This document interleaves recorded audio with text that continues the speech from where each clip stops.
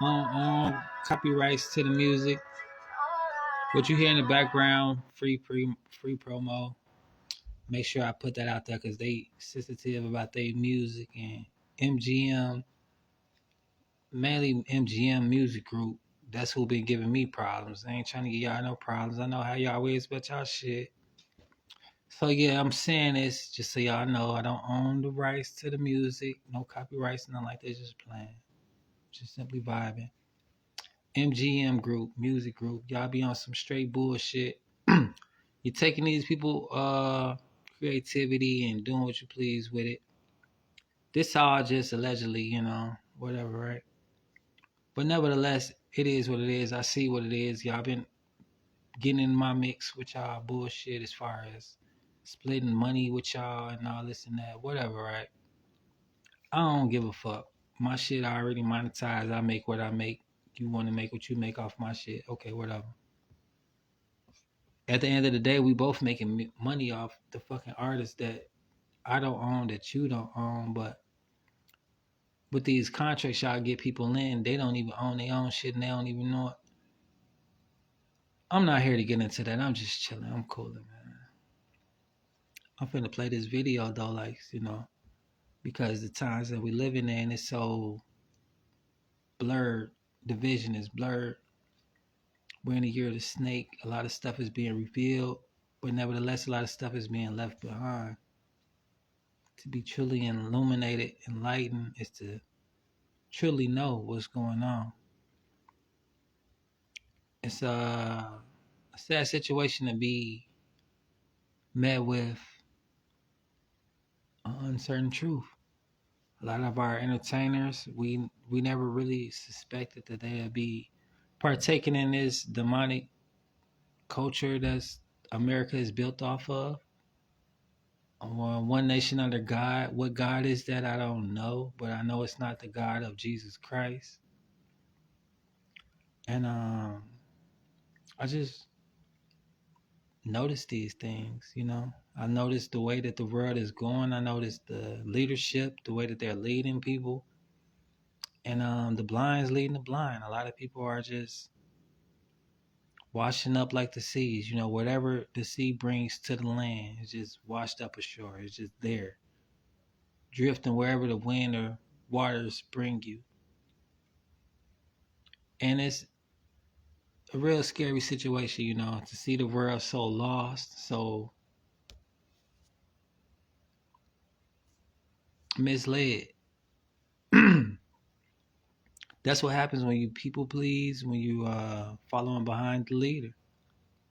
I'm gonna play a few videos that'll wrap this up and really bring it into detail on, the dangers of following behind the crowd and not being true to yourself, not trying to at least be authentic. I started a goal this year. Every year I have a goal for myself. Every year I start the year with money. I come in the year with money. It's a little ritual I do. A little ritual that was passed down from generations that they do. Maybe they don't know it's a ritual or not, but whatever, right? Yo, what up, sis? Peace and blessings. I miss you. I'm over here doing my little digital marketing, telling people about Christ.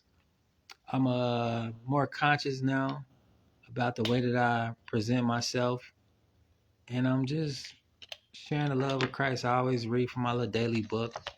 People often come to me talking about what to talk about when creating content, and I tell them, like, what are you passionate about? I don't mind helping people. It's what I love to do. But one thing I don't like is, like, going back in the time. A lot of people don't want to pursue the things that I do, and they don't want to support me in public, but I'm not going to put nobody on blast. But behind closed doors, they come to me and they want to, you know, pick my brain. They want to know what I know for free. The stuff that I put out there as far as products and services. They want to skip past that and they want to come to me and get my expertise for free, which is very disrespectful to me. I try to treat people right. I try to engage with people and get them the help they need. But at the end of the day, it's about respect. It's about,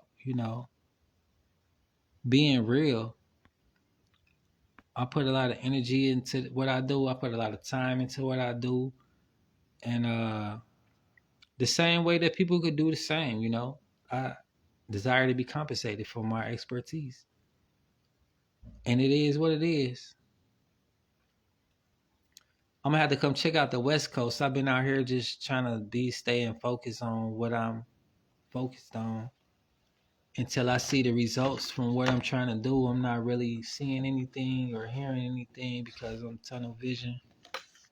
Haven't really been worried about the holidays and stuff like that. Like I don't even really celebrate holidays to be honest. Like the way that hold on, I'll be right back. I got something in the oven. The way that my mind is going, the way that my life is going, like I don't really conform to the world. All these holidays I don't really fuck with. I don't celebrate.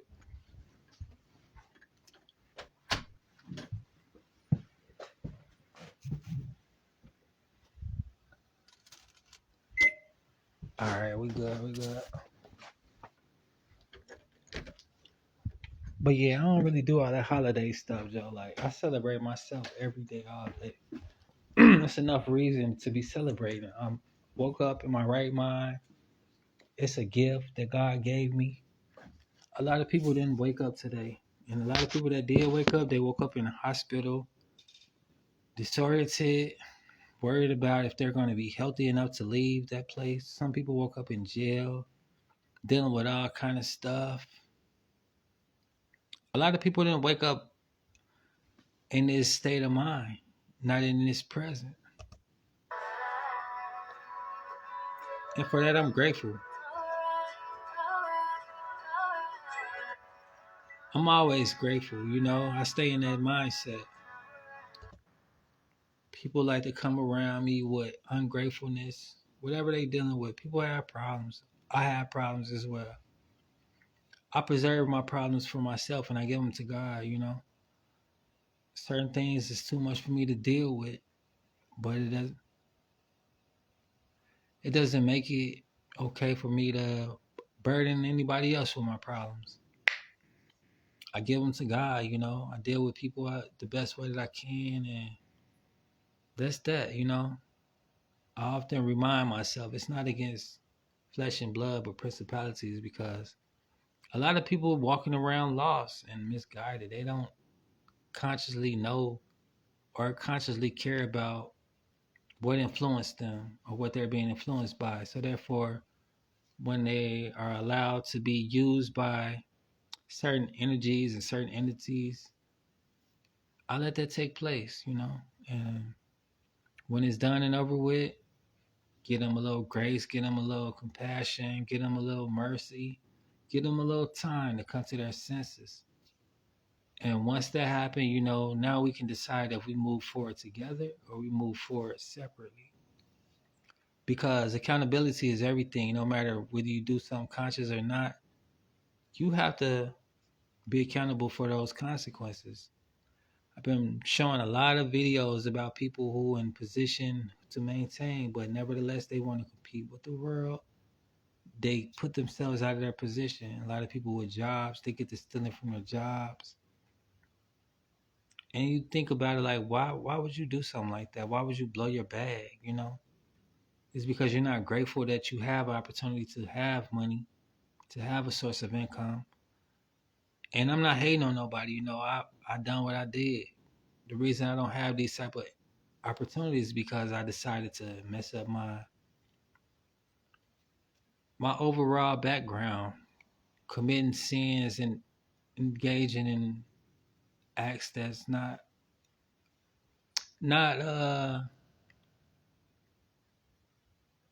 let's just say not holy. I'm not here to make excuses for what I do and what I did, because I did it.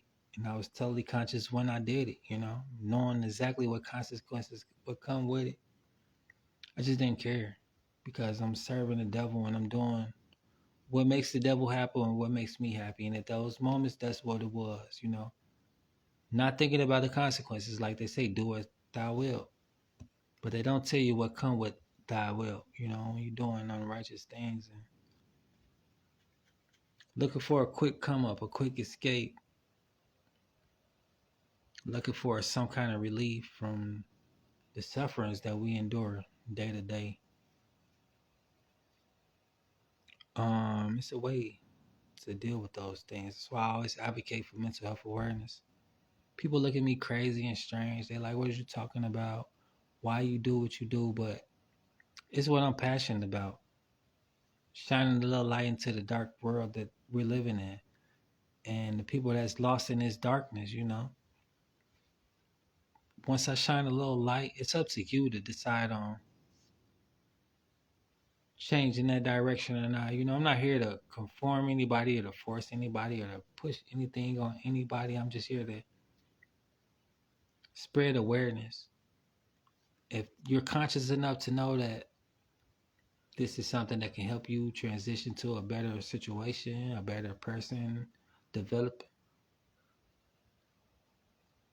Oh yeah, my bad. I heard something. Now here in Michigan, we have cryptoids. I'm not sure if you know what that is or whatever, but let me break it down. So here, what they say, and I'm not a foreigner to the land, but what they have going on is goat man. I've never seen this thing before. Never had an encounter, but I've heard things. What I have had encounters with are things that I haven't heard about or seen. Like I don't know what this stuff is. I've seen a cougar. I've seen some black thing. I don't even know what it is. But my encounter with this thing, I stay in a farm area too as well. So just for a little visualization of where I am, the outlet, the outline of the land type shit. So imagine in the farmland, you got cornfields. They got this in Illinois a lot. So if you're in the Midwest, you should be familiar with what a cornfield look like. It's kind of high, bushes. All right, so that's that. And in this cornfield, you got one side and another side, and you got streets that go through or whatever, right? So on the left of me is cornfield. I'm on the sidewalk walking through a community, a subdivision, whatever. And on the right of me, exactly to the right is the street, and on the side of that street is the other side of the cornfield. But something was walking through the bushes, and I used to hunt. One thing I know about hunting, this may sound really crazy, but what I learned, you will sometimes see things before you hear them. And then vice versa. Sometimes you will hear things and not see them. In this case, I've heard it, but I didn't see it. From the right of me across the street, something's coming through the cornfield. I hear it coming. When they get close enough, because the street is probably like this big, it's a little, two cars could fit. That's it. And it's like, you know what I'm saying? Like, it's a small street, just two cars could fit. And on the other side is the cornfield, and on this side of the cornfield, fields all across, side to side. But up and down the street, you got different communities. You know what I'm saying? From subdivision over here, subdivision over there, past the cornfields, another one type shit. If I wanted to, I could fucking, I don't know if y'all ever did this in the hood or in the suburbs or wherever you may stay, but we played curveball, meaning you can throw a basketball from one side of the street to the other side of the street and hit the curve of the street. And if it bounced back, that was the game. I said that to say this. The streets that we're on, as far as these cornfields, they're smaller than that. There's no curve where you can throw the ball to. It's just a gravel road going through these fields. And in these fields, they have subdivisions. Nevertheless, though, right, we're in the country. Some coming. I hear it coming. It's dark outside, like now. Street lights or whatever, but I don't see it. Um, you know, um, kind of worried. Like, what the fuck is this? It's big. The cornfields are big. I'm tall. and whatever is coming through is about as tall as I am because I see it moving. I see the bushes moving, and I hear it. So it gets to the end of the field, the cornfield. This motherfucker jump across the street, the whole street. I see it jump, but I can't see what it is. I don't really know what it is. But it jumped right across, right in front of my face from the left to the right. And it fell right on the left of me. And it like tumbled in the woods or whatever in the field. The motherfucker jumped. It didn't land on his feet. It fell. And it like boom, boom, boom type shit. So like, you hear that? I had to put a little force to it. When it fell in that ground, it was like, just like that. You know, it fell with force. So that automatically made me think like, damn, this thing kind of heavy. You know what I'm saying? Whatever it is, it could jump. And it's heavy and it's fast. And I found out it was fast because it was scared of me as I was scared of it. But one thing in my mind I know, and I always keep in mind when I'm out in the world, I have dominion over animals and over spirits and principalities, so and even angels. So me being a child of light, you know, children of God, I know that I share this authority power. So I wasn't really afraid like that, but I knew that I had some power. And whatever this thing was, from me being in that stance, it knew that I was in that same authority and that same power, and it was scared as well. And now it's right on the left of me, and I'm right here, and I'm like, damn, I gotta cross this motherfucker. You know what I'm saying? Like, I'm finna cross it. I'm finna walk past it because I have authority, and I'm on my way to somewhere. They're on their way to somewhere. We're crossing paths. And the only thing I could think about, like, you know, back in the days, they didn't have guns. They didn't have a lot of stuff. As far as my knowledge, they probably did. I don't know. I wasn't there. But that's what I'm thinking. Like, you know, how I'm going to protect myself. I don't have no weapons. I don't have anything at this moment. You know, I wasn't thinking about encountering something that I don't know what it is. Especially something that's big and heavy and can jump from one side of the street to the next side of the street. So I'm like, damn. It's kill or be killed at this point because I'm ready to die and I'm ready to kill. But that's only if I have to engage with this thing, whatever it is, if we want to engage more than what we engage. So I was like, what is this? I thought about it. I still think about it because I still don't know what it was, you know. To this day, I couldn't honestly tell you what it was. I don't even, I think it was a werewolf. It was so dark, but I don't honestly believe it was because I know they usually be on attack. It wasn't a full moon. I don't know if they got anything to do with anything, but it is wolves out here, and I heard them the other night. I hear them quite frequently, to be honest. Whenever you hear a wolf howl, that means they're 6 to 10 miles away, which also means if you can hear them, they can hear you. And with that being said, I don't know what they eat, I don't know what they hunt, but just to be cautious that there are animals out there that may attack and may not.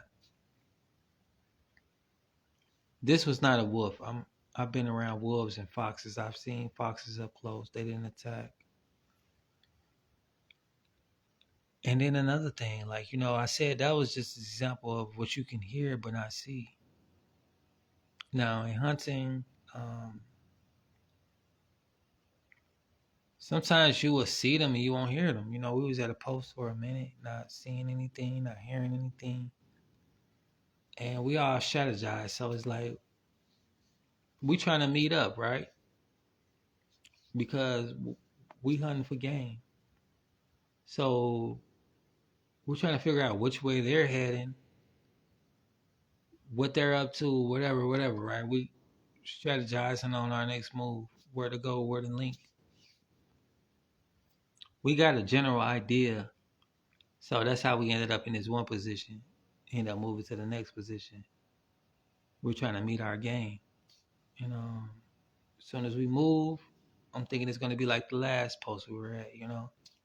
Don't see anything, don't hear anything. It's just we chilling, we waiting. It don't even really feel like this. But nevertheless, right, you chilling, you comfortable. Boom, there's something. This big ass animal. You like, damn, where you come from? I didn't hear anything. I'm moving. I'm hearing myself move. Stepping on leaves. Whatever, right? But it's like this big old animal way more than me, bigger than me. How could it move like this and then make a sound? But nevertheless, here it is. I didn't hear it coming up, but I see it. So it's like, damn, some animals out there, they'll move just as silent as you can imagine. And if you're not ready, they'll be right there, whether attack or not. But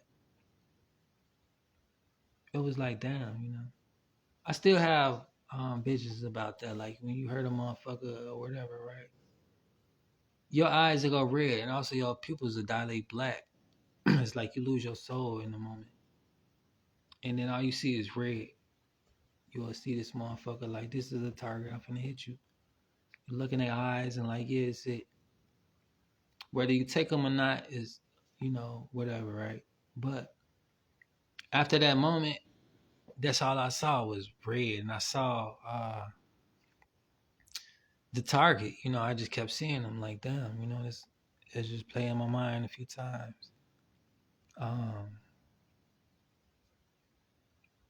It's a weird thing. I don't know.